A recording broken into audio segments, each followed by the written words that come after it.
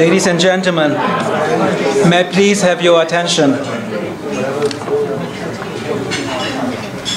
Hope you have all enjoyed the lunch, and we are about to start the program. Good afternoon, my name is Kevin Cheng, and I'm a founder of the Chicago Economic Society. We are very pleased to co-organize this luncheon with the Hong Kong Center for Economic Research, and we are most delighted to have so many distinguished guests like yourselves joining us in this very special event. I've been asked to introduce today's honorable speaker, Nobel laureate Professor Jim Heckman. But before I do that, given that we have so many Chicago alum here, including Honorable University Trustee Francis Yun, I would like to first give you a brief introduction of the Chicago Economics Society. As many of you know, the University of Chicago has been the birthplace of many innovative ideas in economics. Ideas that have not only shaped the science of economics, but have also changed the world in many important ways.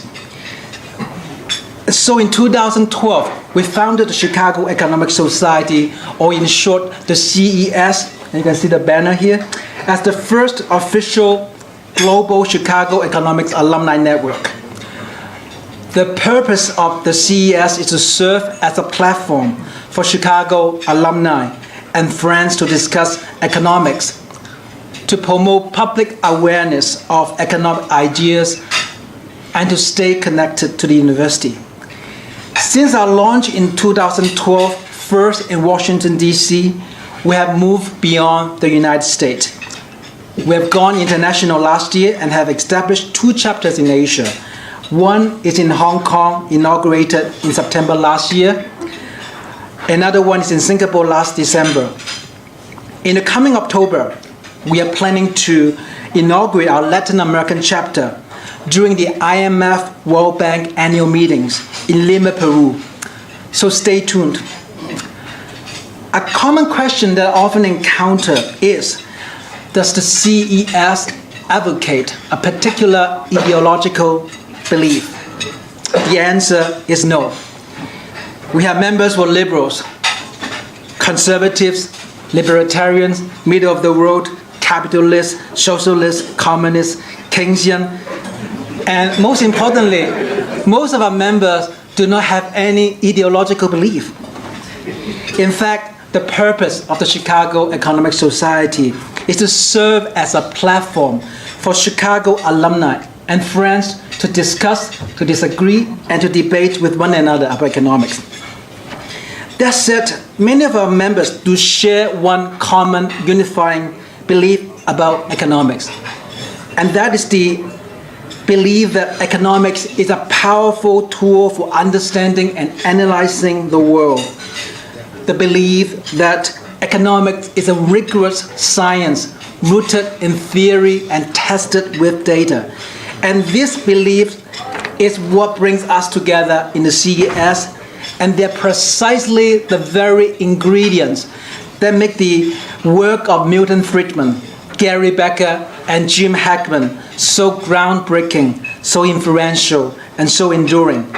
So now let me turn to introduce our honored speaker, Professor James Heckman, who, as you know, is a world-class economist, world-class thinker, and also a world-class teacher. Professor Heckman earned his PhD in economics from Princeton University in 1971. He is the Henry Schultz Distinguished Service Professor of Economics in the University of Chicago, where he has served since 1973, so over 40 years of service. Professor Heckman has published over 300 journal articles and 9 books. In 2000, as many of you know, Professor Heckman received the Nobel Prize in Economics.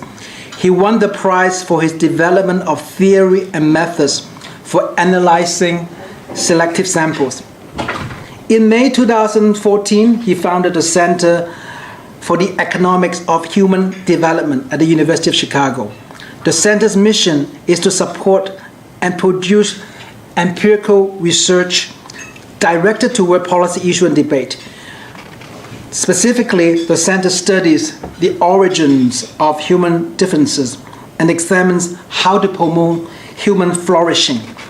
These include studying the effectiveness of early childhood or adolescent interventions for adult outcomes, such as employment, health, and crime. Today, Jim will be talking about supporting early childhood development in China, which builds on Jim's research on human development during the past 10 and 15 years. The talk will be moderated by a prominent academic figure in Hong Kong who needs no introduction, Professor Richard Wong, Professor of Economics at the University of Hong Kong and Director for the Hong Kong Center for Economic Research. As many of you know, Richard obtained his PhD in economics from the University of Chicago, and like me, he was also once a teaching assistant Professor Jim Heckman. Richard has been a strong supporter for the CES, and without support, there would have been no CES in Hong Kong, and this event would not have happened. So ladies and gentlemen, please put your hands together to welcome Professor Jim Heckman and Professor Richard Wong. Thank you.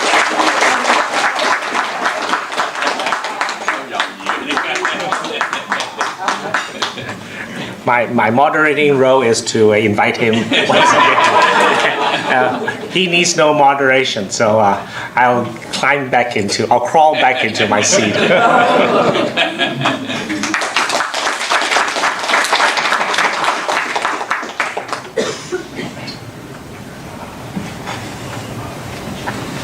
Okay, well, thank you very much for all of the moderation.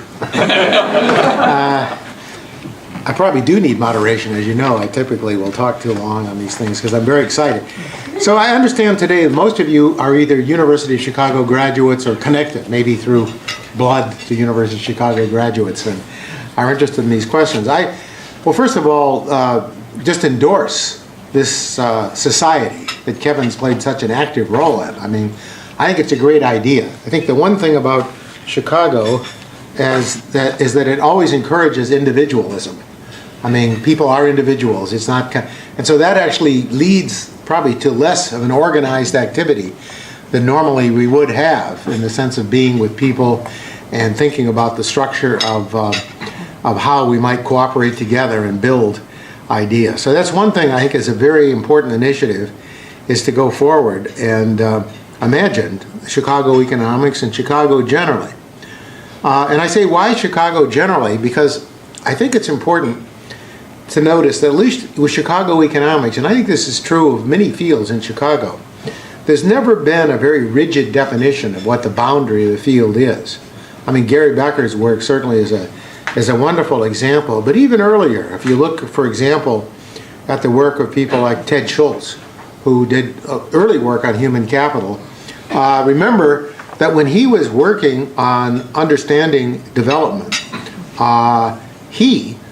Ted, pointed out that the reigning model of economics at the time was really physical investment in economies as a way to stimulate growth. He was interested in changing agriculture. And what he did is he noted the importance of skills. So the whole early discussion of human capital, before Becker even, I mean, he drew Gary in, and Gary certainly developed the analytical foundations. But he went outside the ordinary thinking inside economics. Education was viewed as a separate field, and economists did this. So it's been a rule. So I can go back and make many other examples where Chicago economists and other Chicago thinkers have kind of gone beyond just the narrow definition of what the field is, and have branched out and continue to branch out. So the Center for the Economics of Human Development, which just was established last year, is an example of this, because it brings together economists looking at what are traditional topics at Chicago, education and human capital and skills, but also brings together a set of new ingredients, if you will. The work in biology, the work in genetics, the work in education, that it was more on curricula that many economists didn't worry much about, and of course in child development and many other fields. So it's always an ongoing process, and Chicago never stops. It keeps going forward, and I want to report on some of our initiatives and how we're going forward, and what I hope you'll find interesting in this.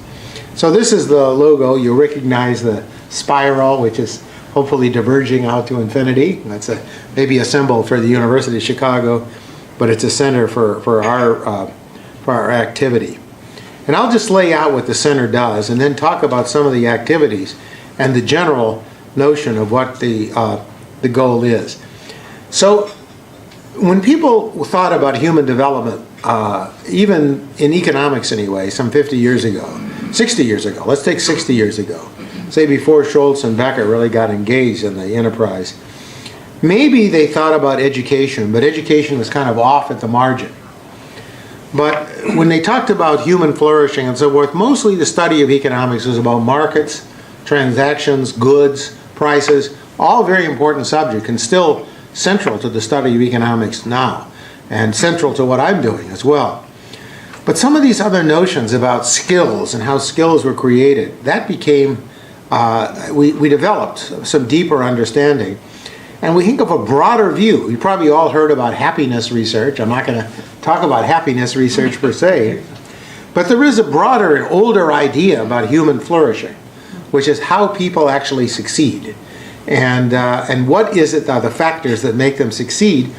And one of the aspects, I think, of Chicago economics that has made it distinctive is that we have increasingly gone beyond kind of the standard market measures of success. The market measures are very important, but it isn't all just about money. It's also about the capacities of individuals to succeed in many other dimensions of life. And that broadening of what's meant by skill, what's meant really by, for example, what true resources are. For example, bringing time into economics more than just money. Though time is a very basic ingredient that until about 50 years ago was ignored as a systematic and important thing. All of you are busy.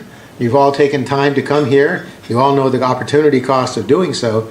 So things like time, and then other aspects about how human traits which are productive, thinking more broadly about what wealth constitutes. What is the wealth of a nation? And I think this is undergoing a transformation. And so the mission of the center is basically to develop a deeper understanding. So this sounds almost like Aristotle. When the word flourishing appears in the Nicomachean Ethics, and many people have made much of that. And many people will say, well, economics is this very narrow subject, and we ignore some other aspects of human well-being. I disagree with that. I think we have a very broad conception about what constitutes human flourishing, what constitutes success. And this center and then the whole activity is really designed to kind of broaden it, and not just broadening it, but understand kind of what I think Aristotle meant by flourishing, which is really thinking deeply about the full range of health, self-control, things that are really in traditional cultures, certainly traditional Chinese culture, but in other cultures as well, that constitute what many people say is the good life. It sounds all very vague, except you can make it very specific about quantifying it and understanding how you might realize it. So this center, which is focusing initially on early childhood, and it's been one of the reasons why early childhood has received such attention, is that until recently in economics it was so heavily neglected. I mean, regular education, if you go to the World Bank and you go to now this is a little bit outdated, my statement, but some of the traditional measures 10 or 15 years ago, that if human capital was accepted, it was always through schooling. So people would always, even the growth regressions were, how many years of schooling do people have? And what we really have come to understand, we need a much broader notion of skill, and that's exactly what we're developing, and understanding how those skills get formed. So this center, ironically, or maybe by serendipity, I'm not sure, that the center is actually being located in two former houses of the lab school. The whole center, by the way, the Sayi Hall, so I don't know if this pointer is working. Yes, it does. But here, I can do it this way. It's more easily done. Here is the new Economics Hall, for those of you who have not been on campus. Many may know that in 2014, in June last year, the economics department moved to a building that was substantially renovated and improved that had previously housed the theology seminar. Many people found that to be very symbolic, right? Because the view of Chicago economics was a religion, maybe the religion of the free market. I would say, okay, the religion is being broadened, and we included early childhood in that vision. But anyway, whatever you make of it, and that's the tower, the cathedral. Rockefeller Chapel is on the other side, you can't see it. But that's Sahi Hall. But these are the buildings that we're actually are going to actually house the center. We're not going to really take occupancy until this May, but we're in the middle of creating that.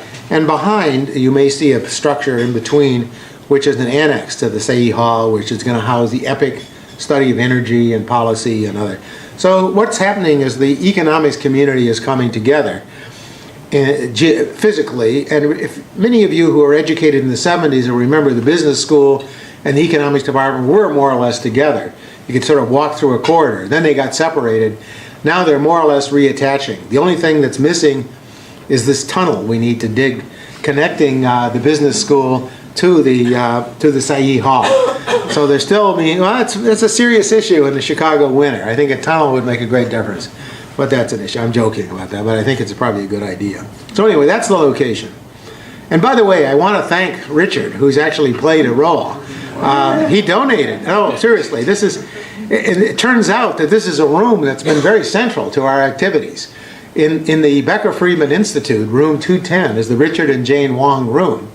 And this particular room, which I'll show you an example of, it's a very beautiful room. The shadow doesn't, it's a little bit, it's a wonderful seminar room for meeting on discussions. And we've had a lot of young scholars presenting ideas and having sessions. So anyway, just a note of thanks to Richard for his support. And so this group, and again, I just want to describe briefly the goals of the group, is training the next generation of scholars. And we've looked at this question of how we've run some summer schools on the economics of inequality, broadly defined.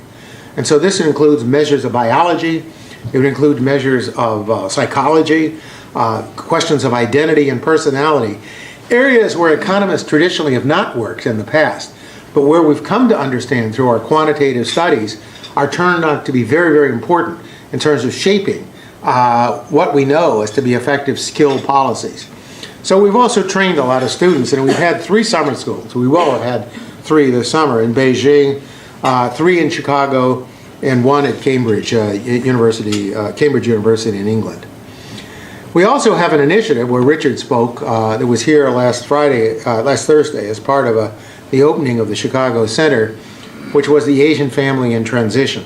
And this, of course, is a huge issue about how, and one that I think will continue in its relevance. So this is an example of the speakers.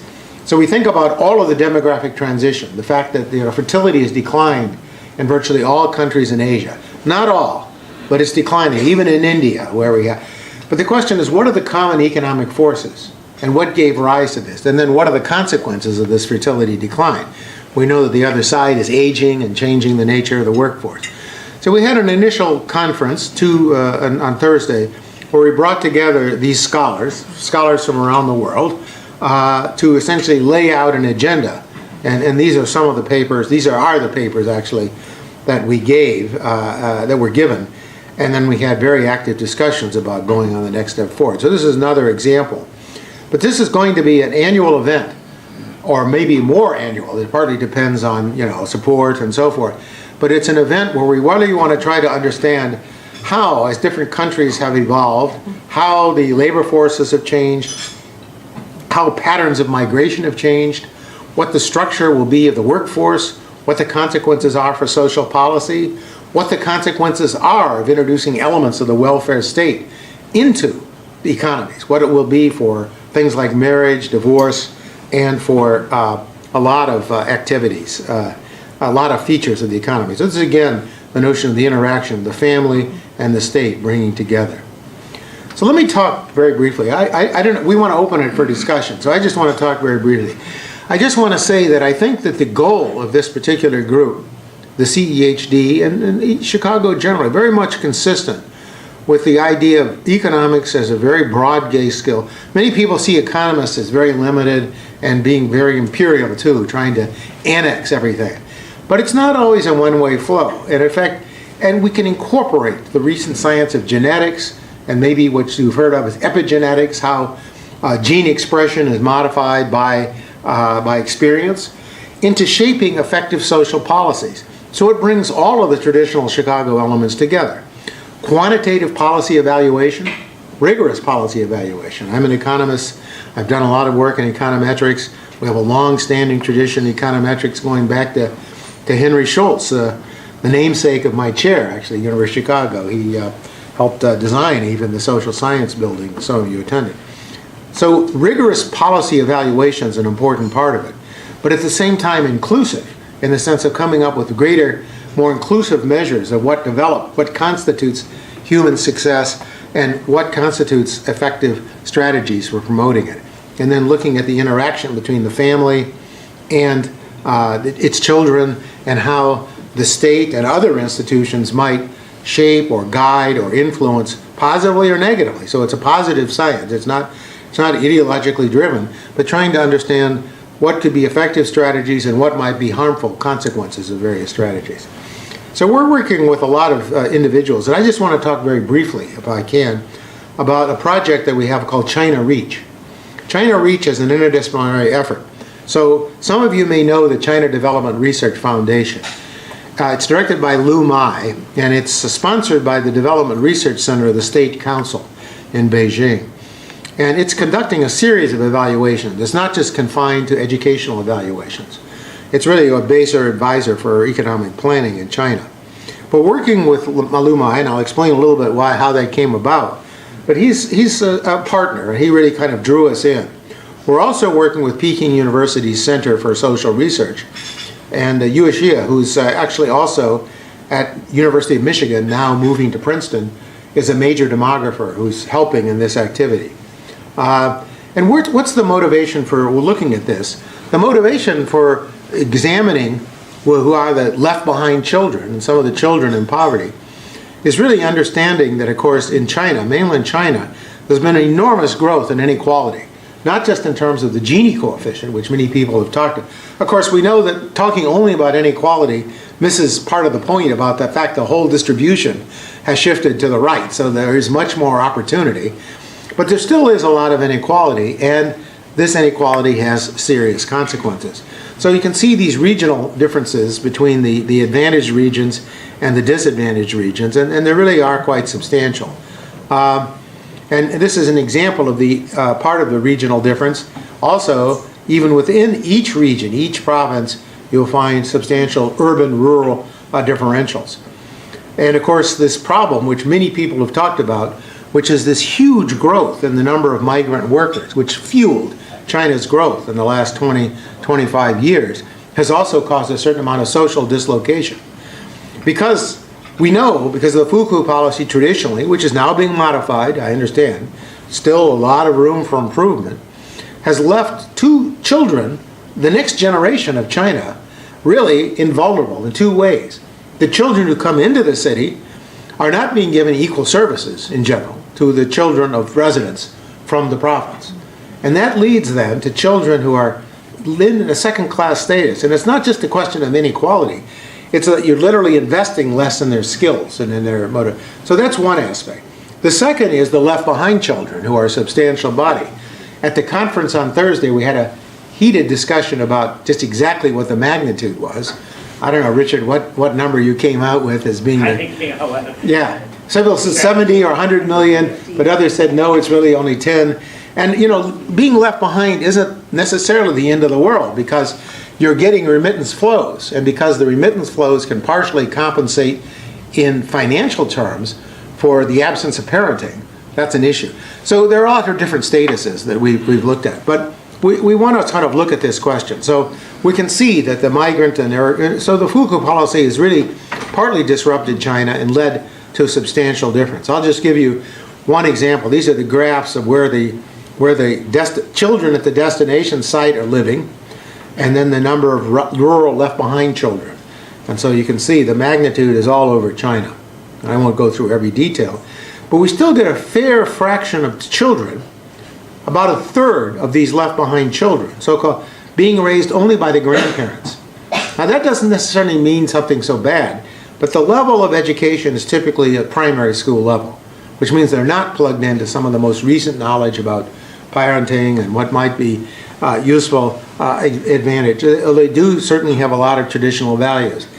And baseline inventories that we've already conducted out in Gansu and some other areas with China Development and Research Foundation show that there are substantial gaps in knowledge about what successful parenting strategies might be.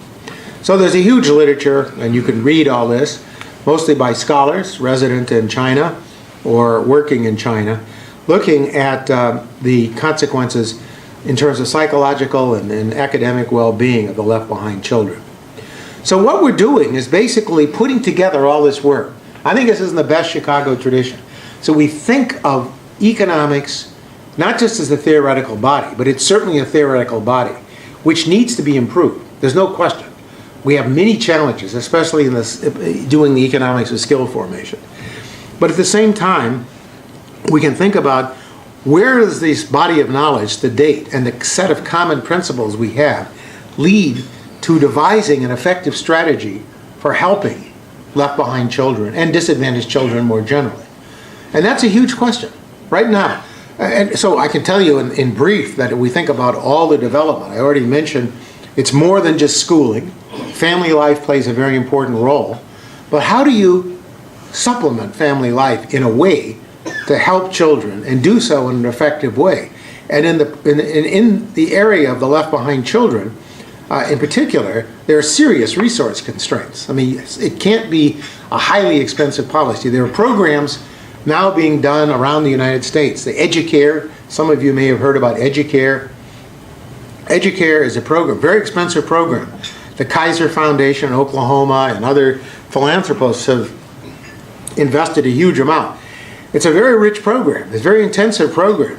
It's like full day, 5 days a week, $25,000 per child. Very, very expensive.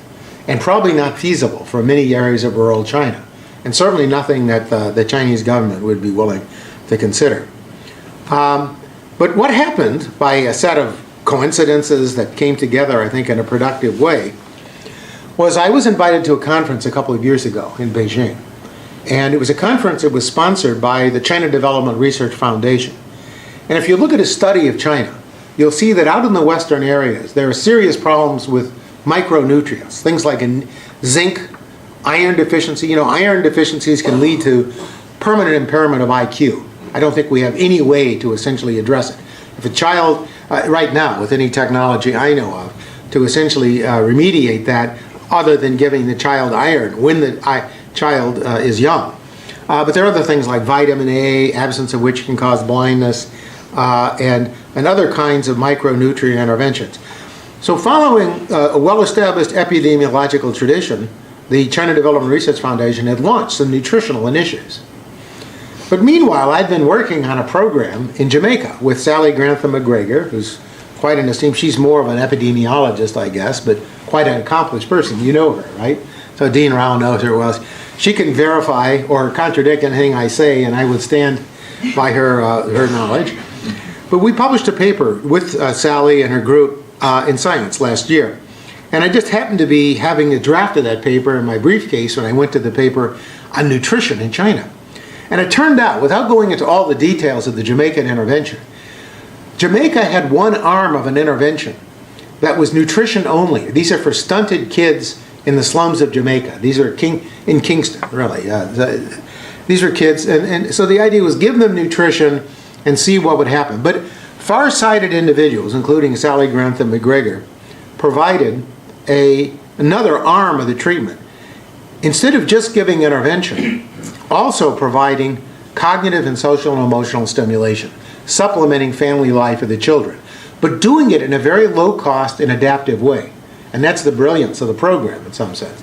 It's 1 hour a week of the intervener, if you will, the person coming from the program, teaching the child, working with the child and the parent, changing the nature of the parent-child interaction so that the parent is now kind of engaged more actively in the life of the child and in the intellectual life of the child, which can have huge consequences because it's the parent who's staying with it. It's not like, I made this point earlier today to some of you, but I think it's a major difference between the notion of a didactic strategy where you stand in front of the kid and say, do this, do that, and so forth, as opposed to working with a child and say, let's do this together. And it's not just saying do it together, but it's actually experimenting and probing with the child, where the child's at, taking the child to the next step, and building that interaction. So by teaching both parent and child, you're actually changing the nature of that relationship. Now, why is that interesting? This actually suggests even a revised economic model of investment. See, before we used to think about models of investment kind of like building a factory, and you build some buildings, you put an assembly line, all of that's standard economics of physical capital.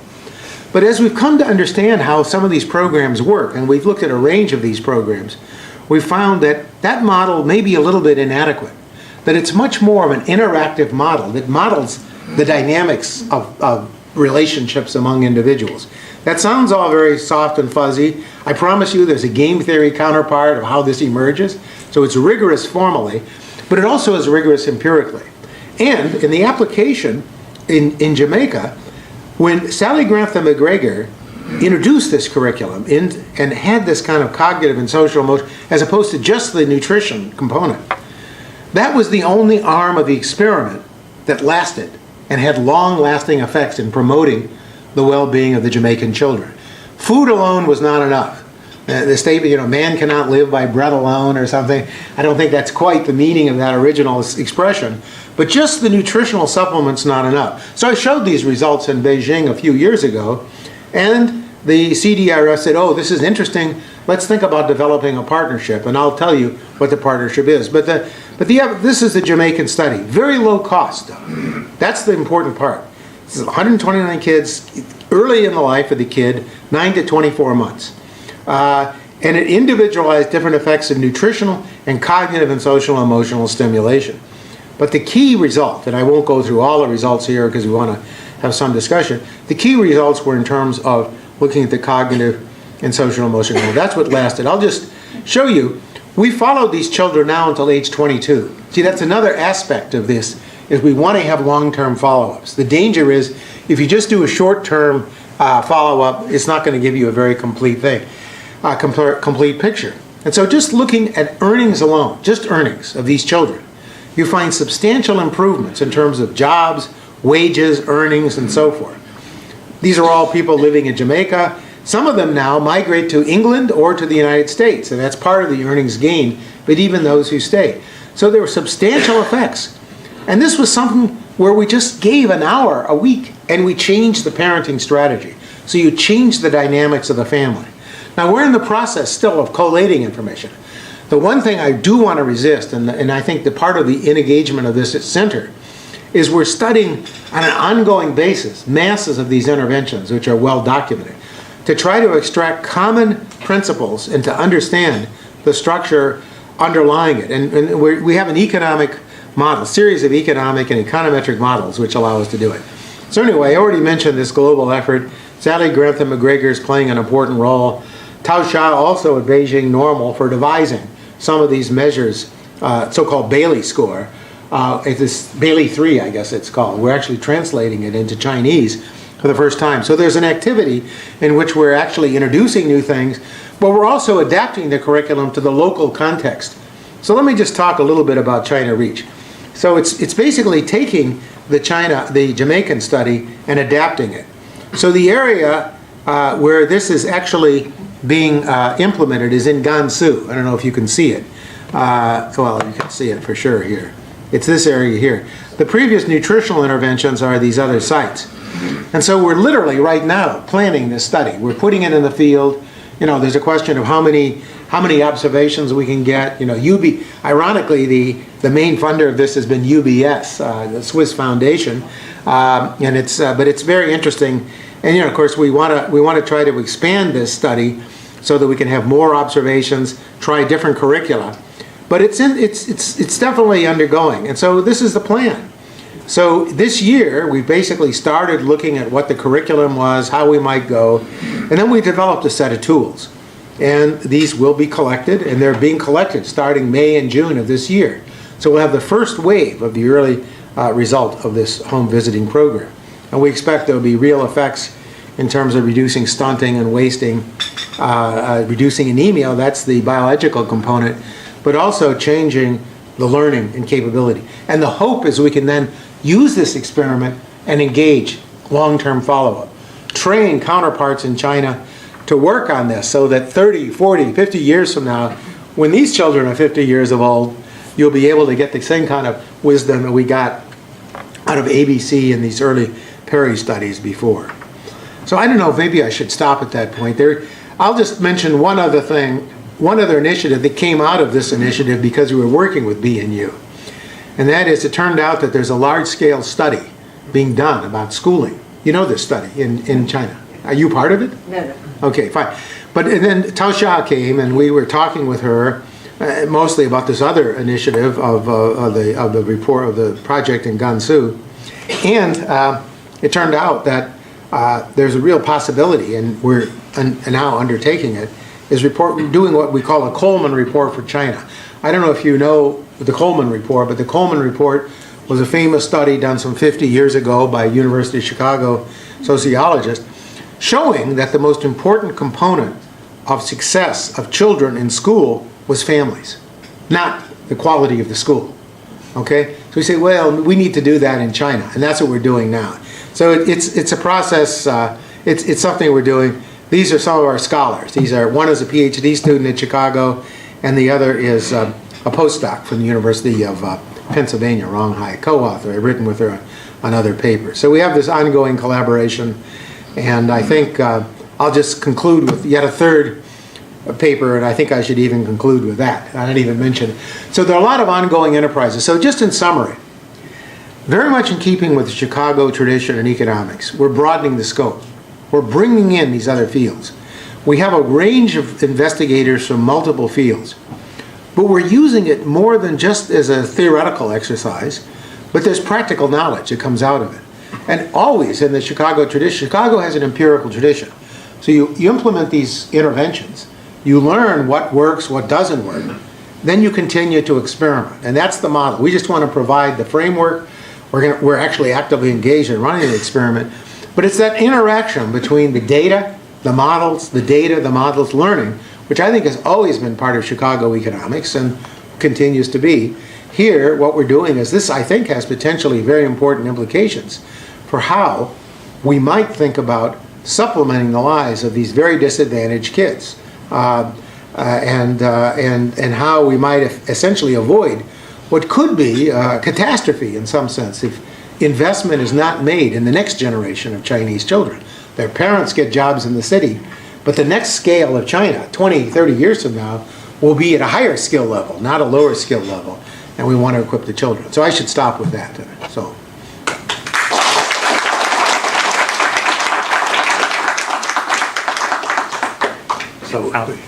you take some questions? Absolutely. Okay. Anybody has any?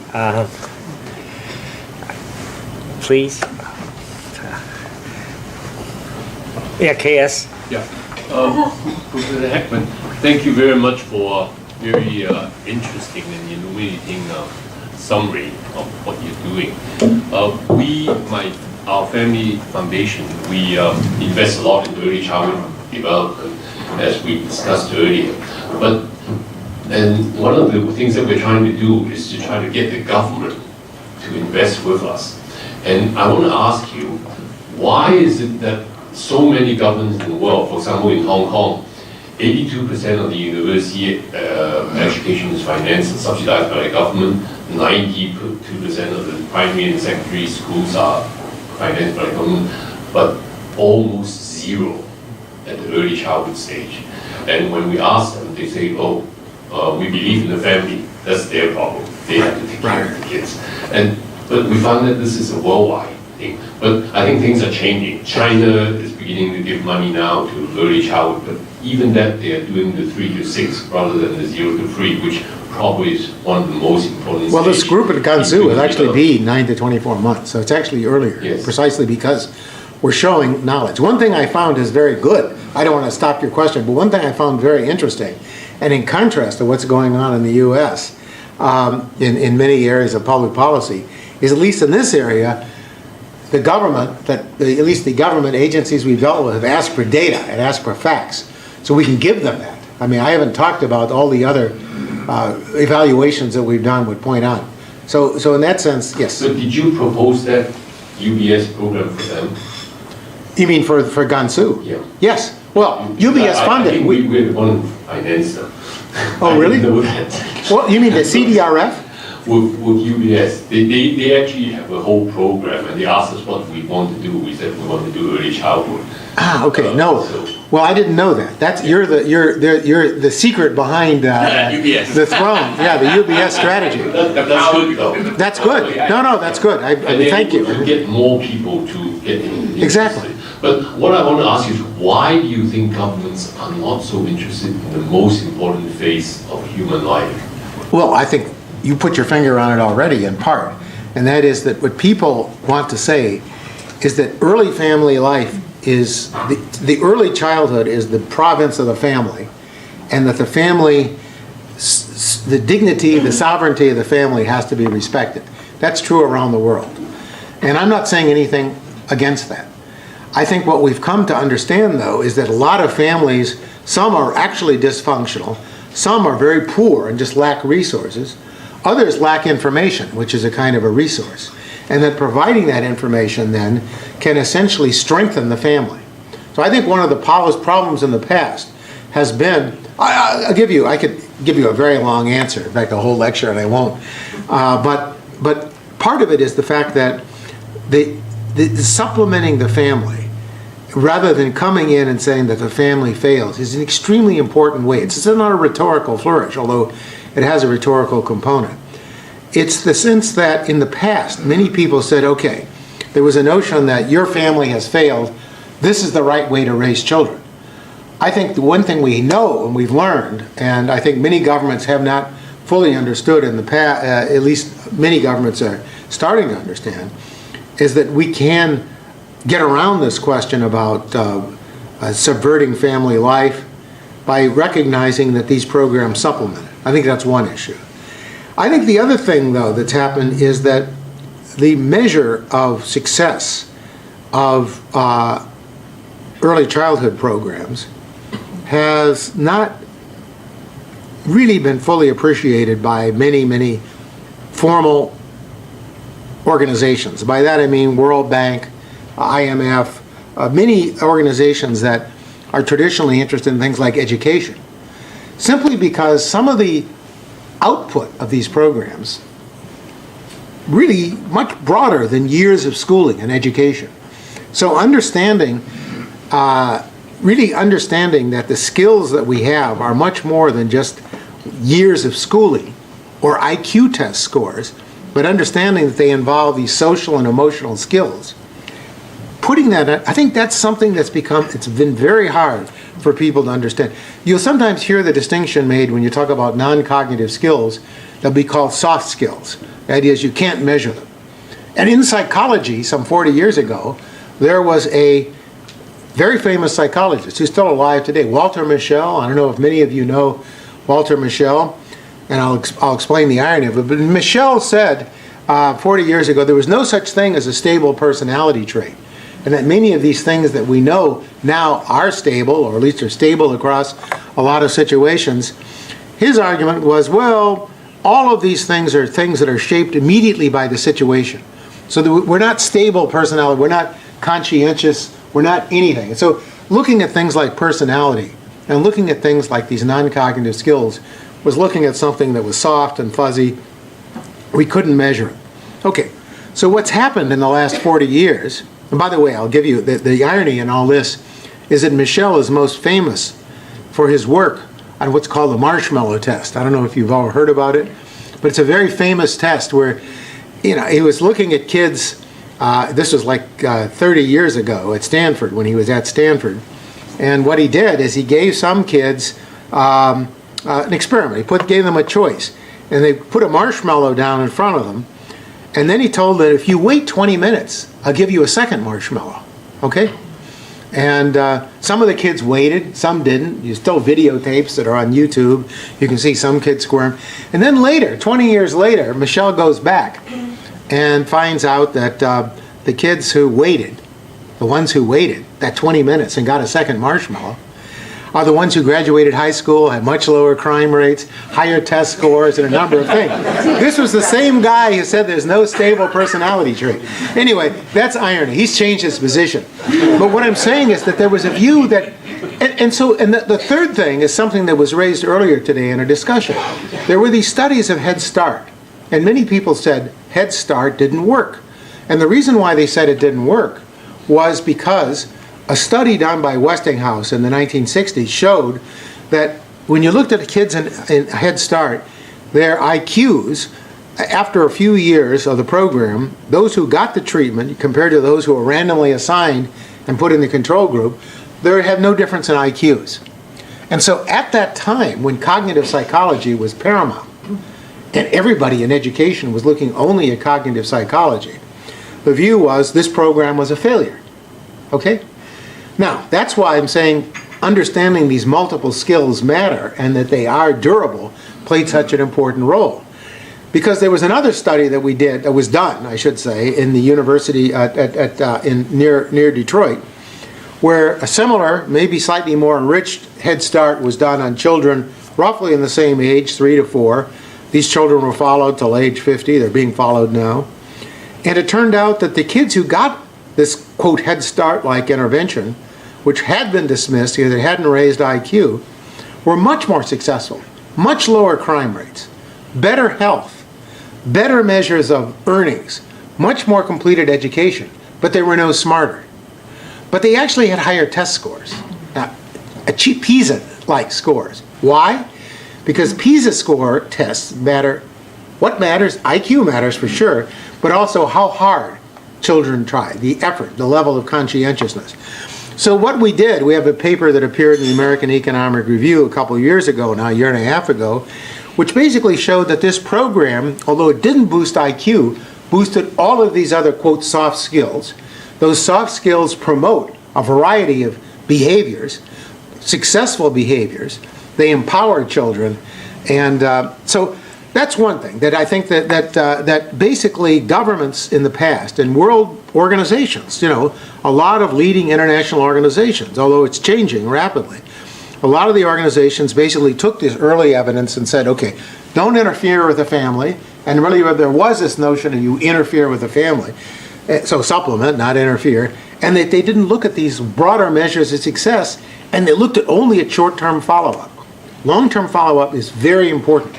I mean, there's a huge incentive, both academically and so forth. You run your own intervention, and who wants to stay the course of 30, 40, 50 years? But it turns out we've learned so much from these long-term interventions. There are about 5 or 6 of them, or we could track them, and some of the groups are still around. It can be. The point is that by staying and getting a more complete understanding of what the dimensions are of human success, and what the time frames are, and what different strategies can be, now I think we can really respond to a lot of the criticisms. And finally, and this is the important point, a lot of the people who are advocating early childhood programs did so on basically feel-good grounds. It was basically, this is the socially fair thing to do. And you may or may not feel that's true. But what the economists brought to the mix was also to say, let's look at hard benefit cost ratios. Let's look at rates of return. So when we looked at some of these programs where we did have long-term follow-up, we follow them into their adult years where they're getting earnings and so forth, we found rates of return that range between 7 to 10% per annum on these programs. They competed with any kind of investment on an average level. Obviously, I'm sure some of you in the room have had much better investments than that. But nonetheless, if you look at the U.S. stock market between 1945 and 2008, or I would guess now, you found that that rate of return is an awfully good rate of return, 7 to 10% per annum. But it came in the form of not just earnings, but came in the form of reduced crime, incarceration costs, victimization costs, and now we're in the middle of documenting although it's quite a task, that as we've seen very important health improvements. So we've actually seen that risk factors for heart disease, for diabetes, and so forth are substantially improved. And so, again, pointing out to governments that instead of focusing only on one, but understanding it by creating the capabilities that agents have, giving them strength, we are helping to solve a variety of social problems. I think that educational process has taken time, but I think it's happening now. I think it's happening in international organizations. And I've seen it, for example, in many countries now are actively engaged. Certainly a lot of international organizations are actively engaged. So I think it's partly a matter of education, but it's also a matter of evidence. And I think it's good for people to be skeptical. So it's feel. So you say, well, how can this possibly be that investing in most disadvantaged people? Well, it's because you build a skill base. And the skill base then means instead of locking people up, you basically empower people to live better and more successful lives. If they're healthier lives, they're more engaged, less crime, more health, greater earnings, and people who will be more productive in the economy. So you see an immediate gain to industry. So then it means that the feel-good argument, the social fairness argument that many people would advocate is not at odds with the argument of economic rate of return. So it's one of the few kinds of economic policies where if we target disadvantaged children, we get very high benefits in terms of rate of return, but we also get real benefit in terms of reduced inequality and promoting social opportunity. So it's almost something, there's still going to be the welfare cost of taxation, and there's a whole other issue is whether or not it has to be governmentally supplied. In the United States, it's been that many private organizations have actually played a very active role, and that's actually helped to have competition among different providers, partly to tailor the provision of these services so that they are responsive to the individual communities. We have a lot of cultural and ethnic diversity and racial diversity in the U.S., which means then that the particular programs, as long as they're targeting basic skills of children, should be individually adapted. And the private sector engagement actually has helped shape that. So I think there's just a lot of resistance. The trouble is the argument has several moving parts, right? You've got to start talking about non-cognitive skills. You have to think about long-run evaluations. You've got to think about this question of the family. Are you intruding in the family life? And then the worst thing is the notion, well, I remember I spoke in Edinburgh, Scotland some 10 years ago or so, or 7 years ago. And there's an adolescent mentoring program called Big Brothers, Big Sister. And the headline of the newspaper the next day was Chicago economist advocates Big Brother. Well, they took it all out of context. It was a great line. I thought it was funny. But what the fear, though, is that somehow you're trying to come out and impose a cookie-cutter model and saying, we want one kind of person. So there's a very fine line between empowering people and shaping people to be what you want them to be. So that's why I've emphasized the voluntarism and the notion of trying to give people opportunities, but not to change family values. I think there's going to be a lot of conflict about exactly how parents want their children, what values they want, religious values, ethical values. But I think that there still is a core common set of values which transcends politics, intelligence, health, the ability to be controlled, to stay on task. Those are traits that I think are universal, actually. And I think those are the traits that we can foster. And we're learning regressively how we can refine and improve the development of those traits. So I think that's a long-winded answer to your question. But the trouble is that there are multiple reasons why there's been resistance. And the evidence hasn't been there, I think, until recently. And otherwise, it was just another program. Right? I think it's one of the general questions about government policy making is that there hasn't been as much use as cost-benefit analysis. In public finance, it's kind of fallen out of favor. Very boring. When we published our paper on this Perry program, I know several people say, this is so boring. It's benefits and cost.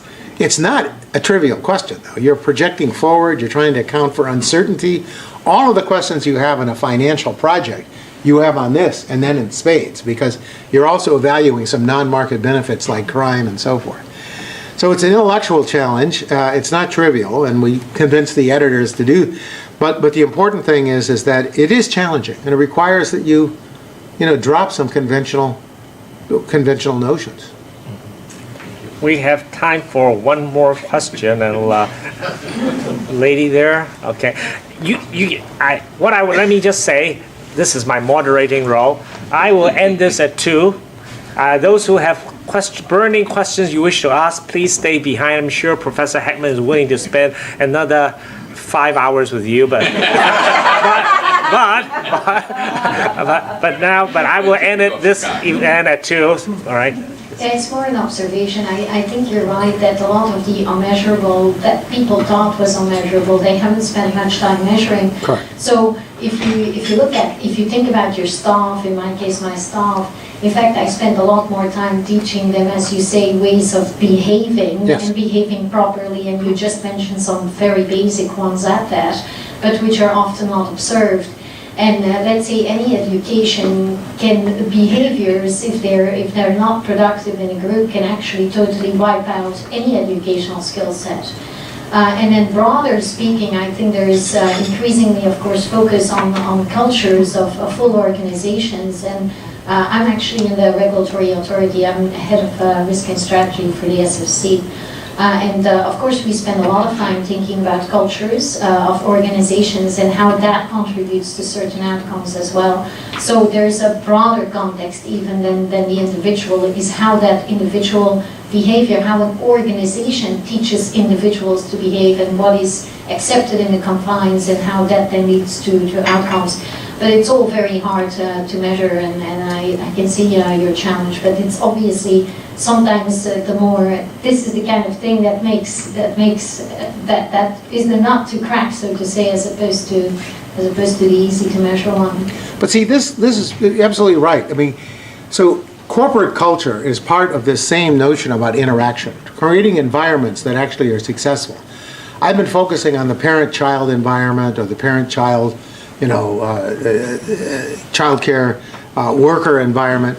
But more generally, it's thinking about organizations and neighborhoods and trying to structure that nature of that interaction and understand exactly how it takes place and the give and take and how you can structure incentives within the organization.